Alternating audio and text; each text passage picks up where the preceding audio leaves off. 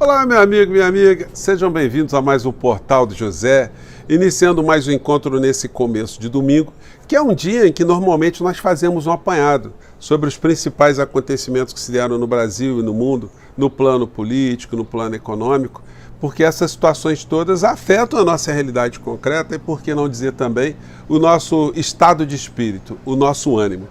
E uma compreensão sobre esses episódios todos nos ajudam a entender melhor o que pode acontecer nos próximos dias, no futuro, enfim. Isso vale também para as nossas vidas pessoais, no plano pessoal.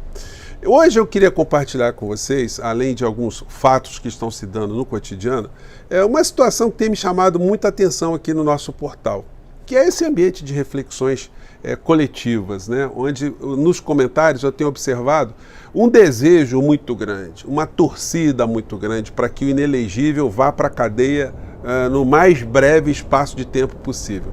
E para que isso aconteça dentro do plano institucional, é necessário que o Procurador-Geral da República, o senhor Paulo Gonet, se manifeste e faça aquilo que institucionalmente ele tem que fazer, que a Constituição determina, que a lei penal no nosso país determina. Ou seja, fazer uma denúncia criminal contra a figura do inelegível e a Orcrim, que ele comandava pelos incontáveis crimes que aconteceram aqui no Brasil. E aí eu abro um parênteses nessa nossa abertura aqui do nosso papo, para colocar para vocês uma coisa muito peculiar que acontece no mundo do direito. Quem deu aula, como eu dei durante décadas, em direito penal, constitucional, ciência política, quem preparou alunos para concursos públicos, para quem tem muitos alunos hoje, ex-alunos que são promotores, são juízes, são defensores públicos, pessoas que trabalham no serviço público, nessa área do direito, nas polícias de uma maneira geral, nós nos sentimos com angústia muito grande, porque nós passamos durante muito tempo explicando como funciona a Constituição, como foi o processo constituinte aqui no Brasil, como funcionam as estruturas de poder, o que é crime que está previsto no Código Penal, quais são as tarefas de um servidor público, dos mandatários, as suas imunidades, as suas responsabilidades, os foros, enfim. Mas nada disso teve algum tipo de desdobramento concreto em relação a tudo aquilo que a gente lecionou durante anos, em relação ao período do Bolsonaro. Isso porque nós tivemos um nó, que foi a existência de uma figura chamada Augusto Aras e Arlindo Araújo, que simplesmente destruíram a missão institucional do Ministério Público e da Procuradoria-Geral da República. Nenhum crime que a Orcrim cometeu teve ali nas mãos do senhor Augusto Aras e da senhora Arlindo Araújo nenhum tipo de consequência. Então isso aumenta muito a expectativa de todos nós do que irá fazer o Procurador-Geral da República, o senhor Paulo Gonet, porque ele não tem alternativa dentro desse conjunto, de estruturas do direito brasileiro, direito constitucional, direito penal, direito processual penal. Ele não tem, a não ser que faça como o senhor Augusto Aras e perverta completamente, inclusive cometendo situações que são classificadas como crimes de prevaricação, ou vários crimes de prevaricação, pelo que ele deixou de fazer ou porque ele acabou fazendo também, Enfim, então nós estamos diante hoje de uma torcida muito grande, de um desejo muito grande que o senhor Paulo Gonet atue. E essa torcida, quando ela é manifestada através de espaços como o nosso portal, esse tipo de torcida se converte também numa força política, numa mobilização que quanto mais chegar a outras pessoas, mais a gente ajuda que o curso da história siga nessa direção. Bom, eu vou conversar com vocês sobre alguns aspectos dessa história toda e sobre um fato que aconteceu há 4 anos atrás exatamente. Um artigo do jornalista Hélio Schwartzman, que provocou uma celeuma muito grande na época e que provocou inclusive que a Advocacia Geral da União, a mando do inelegível, abrisse uma investigação, um inquérito policial para mandar para a cadeia o jornalista em função desse artigo aqui que tem esse título aqui: Por que torço para que Bolsonaro morra? O presidente prestaria na morte o serviço que foi incapaz de ofertar em vida. Então, essa era uma torcida para que uma pessoa fosse derrotada pelo vírus, porque o Bolsonaro nessa época aqui estava com Covid. Mas isso foi interpretado pelo bolsonarismo de uma forma absolutamente míope, né? Um artigo ali onde o que máximo que poderia ser classificado ali ao Hélio Schwartzman é uma torcida, é um agouro, né? Um mau agouro, né? Mas isso no Código Penal não tem nenhum tipo de repercussão em lei nenhuma. Você desejar que um cara quebre a perna, você desejar um mal porque alguém fique doente, enfim. Isso pode revelar muito sobre você, né? Sobre o teu estado de espírito, mas no Código Penal, se você fazer algum tipo de bruxaria, de mandinga, de simpatia, né? Contra alguém, isso aí no plano do direito penal, no direito objetivo brasileiro, isso não representa absolutamente nada, né? Só tem repercussão mesmo no campo emocional. Bom, mas aí eu quero conversar com vocês sobre essas questões, vou comentar aqui alguns trechos desse artigo aqui, né? E fazer esse paralelo da nossa torcida para que o inelegível se dê muito mal, né? E termine na cadeia junto com uma série de outras pessoas. Bom, isso é um desejo de mau agouro ou isso é um desejo de justiça? Bom, você já sabe a resposta, né? Bom, vou conversar com vocês sobre essas questões, mas antes de mais nada, quero convidar você que está chegando agora ao nosso portal e ainda não nos conhecia, para que em primeiro lugar você se inscreva aqui conosco, conheça também os nossos outros vídeos. Se você gostar, compartilhe, recomende, não se esqueça. Dê seu joinha, mande seu comentário e, se puder, se inscreva aqui também no nosso clube de membros. Você que é muito bem-vindo e muito bem-vinda. Gente, todas as vezes que possível, eu gosto de ficar assim no ambiente mais aberto, né? Às vezes no estúdio fica um negócio meio claustrofóbico. Então, todas as vezes que eu posso ir para a rua, ir para um lugar diferente, enfim. Hoje eu queria fazer aqui num ambiente mais aberto ainda, mas estava ventando muito, então não deu. Então vamos ficar aqui só os helicópteros, né, que vão passando aqui de um lado para o outro. Gente, eu sou assinante de alguns jornais, né, impressos, e tem uma coisa que eu queria comentar com vocês. Se tiver alguém de algum jornal acompanhando o nosso papo aqui, gente, olha só, você pega assim os jornais, todos os jornais de domingo, eles ao invés de virem com a capa, né, certinha, eles vêm com uma página promocional, né? O Estado de São Paulo, NV fecha toda a sua loja. Aí depois você tem que tirar esse troço fora para chegar aqui na página do jornal, né? E hoje tem um negócio muito curioso que eu quero convidar vocês à reflexão, né?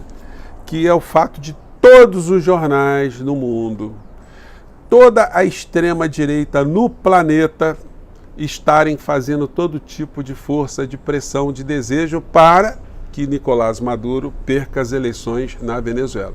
Gente, se o Maduro conseguir permanecer no poder, vai ser uma coisa absolutamente fora de qualquer tipo de curva, né? Vai ser um negócio assim impressionante, né? Bom, a gente vai comentar outros aspectos disso mais tarde, porque hoje já está tendo eleição lá na Venezuela e tem muita gente dando palpite em cima dessa questão, mas fazendo sempre também com uma carga muito passional em cima dessa história, principalmente as pessoas da extrema-direita. Bom, isso posto aqui, vamos aqui ao texto do Hélio Schwartzman, né? Que quase foi para a cadeia, né? Agora vocês vejam só, essa gente não fala em liberdade de expressão, liberdade de pensamento, eles não dizem isso, mas nesse texto aqui, que foi um texto aqui filosófico, né? Eu vou ler aqui um pedaço para vocês e vocês darão razão aqui o que ele está falando. E aí remeto a vocês a outra reflexão. Se a Covid tivesse vencido o inelegível em 2020, segundo aqui essa visão que eu vou mostrar para vocês do Hélio Schwartzman, o Brasil teria se livrado de uma série de problemas também, né?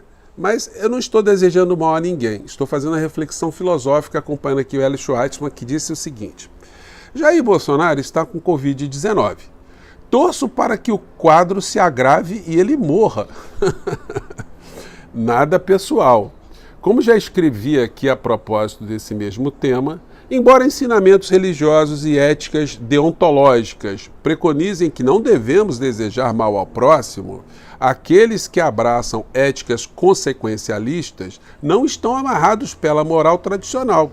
É que, no consequencialismo, ações são valoradas pelos resultados que produzem. O sacrifício de um indivíduo pode ser válido se dele advier um bem maior. A vida de Bolsonaro, como a de qualquer indivíduo, tem valor e sua perda seria lamentável.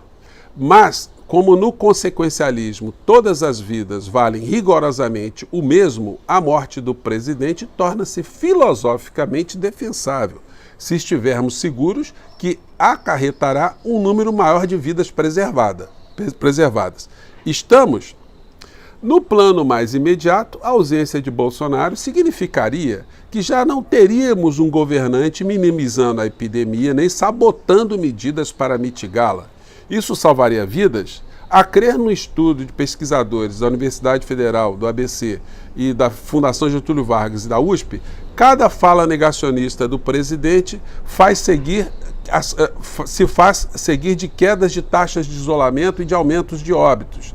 Detalhe irônico, são justamente os eleitores do presidente, sumiu aqui, são justamente os eleitores do presidente, deixa eu resgatar aqui, vem aqui, os eleitores do presidente, a população mais afetada. Bônus políticos não contabilizáveis em cadáveres inclui o fim, ou pelo menos a redução, das tensões institucionais e de tentativas de esvaziamento de políticas ambientais, culturais, científicas, etc. Numa chave um pouco mais especulativa, dá para argumentar que a morte por Covid-19 do mais destacado líder mundial a negar a gravidade da pandemia serviria como um cautionary tale de alcance global. Ficaria muito mais difícil para outros governantes e responsáveis imitarem seu discurso e atitudes, o que presumivelmente pouparia vidas em todo o planeta. Bolsonaro prestaria na morte o serviço que foi incapaz de ofertar em vida. Então, gente, esse artigo do Hélio Schwartzman, que foi publicado na Folha de São Paulo, não de hoje, né, obviamente, né, mas eu estou aqui fazendo a menção porque os jornais de hoje estão falando só de exatamente isso que eu comentei com vocês, de Olimpíadas e de Venezuela, né? Então, essa visão aqui do Hélio Schwartzman estava dentro de uma linha filosófica chamada consequencialismo. Se uma pessoa vai jogar um ônibus num barranco, né, e é necessário que um atirador mate essa pessoa, e a isso se dá o nome do consequencialismo. Uma morte está justificando que vidas possam ser salvas. Absolutamente compreensível. Ele trouxe esse pensamento consequencialista que, se a gente for analisar do ponto de vista da consequência que representaria uma figura como essa sair do cenário dos debates políticos e científicos e de saúde na época, ele está absolutamente certo. Muitas coisas deixariam de acontecer. Então agora, qual é o nosso pensamento consequencialista?